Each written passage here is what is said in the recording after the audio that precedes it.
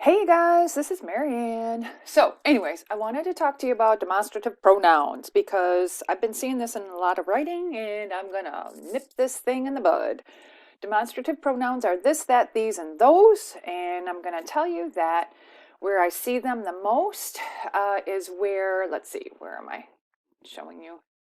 I see that a lot of times it's in the introduction and you go about maybe defining something and it takes a little minute to define like a few sentences, and then after that you say this means, instead of saying this definition means or this synopsis means or uh, this definition by who knows, some author uh, implies or something after this, because it's just this explains, this is why.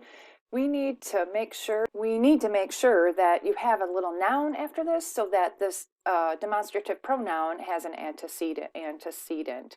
So let's go back. Let's see here. Sorry about that. We gotta go forward here.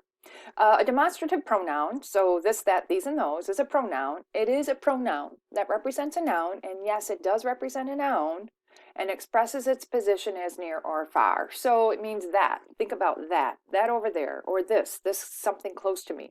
Those things are over there, and this is right here. So uh, just just this, that, these, and those.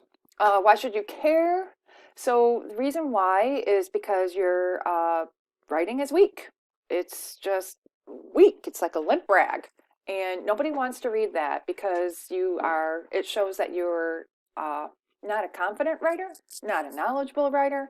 And when somebody is trying to buy into what you're buying or writing or selling or arguing, they want somebody who's confident. You're not going to go up to some salesperson who's like, "Oh, hi, maybe, you could buy something from me." No, You're just going to walk away from that person. You have to stand tall, be confident, be strong, be succinct, be clear.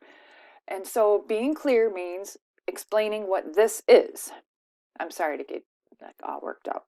So here's some examples. These statistics, this plan. See, you may have taken a little minute to explain the whole darn plan. These opportunities, maybe you made a list of opportunities for college graduates or something. That problem, and yeah, that problem probably took a whole paragraph to explain. But at least you didn't say that is a problem, that is causing us problems. You're just saying that problem, well, that's kind of silly, but so anyways, always identify the noun that these or those or that or this represents. So here's an example. When referring back to a topic just explained, use the demonstrative pronoun, but identify the noun or concept or summary of the topic immediately after it. So like you have the demonstrative pronoun, but make sure you indicate the noun immediately after the demonstrative pronoun. So again, this problem is causing angst. The situation with Canada is concerning. So you have that little noun after it. So here's an interesting situation. That Taylor identified many uses for algae is remarkable because no one knew of this use of algae before. So if you take a look at Taylor identified many uses for algae, that is kind of complicated, but funny enough, it is a noun phrase. So seriously, this is a noun phrase and this is totally legit. So yeah, why not? Those lecturers, ideas is your noun. Lecturers is an adjective at this point. Whose ideas? Lecturers' ideas. But the main thing is we're talking about ideas. Those freebies from the internet. So yes, you may have just gotten done talking about all kinds of freebies from the internet. And here you go. That concept is complicated but interesting. So yeah, you probably took a half an hour explaining this concept, but you know what? You're summing it up right here. Again, the thing that I most see is that you have a huge idea and then to sum it up, like afterwards, like a concluding remark, you say this means, this explains, this is why. Yeah, let's not do that, please.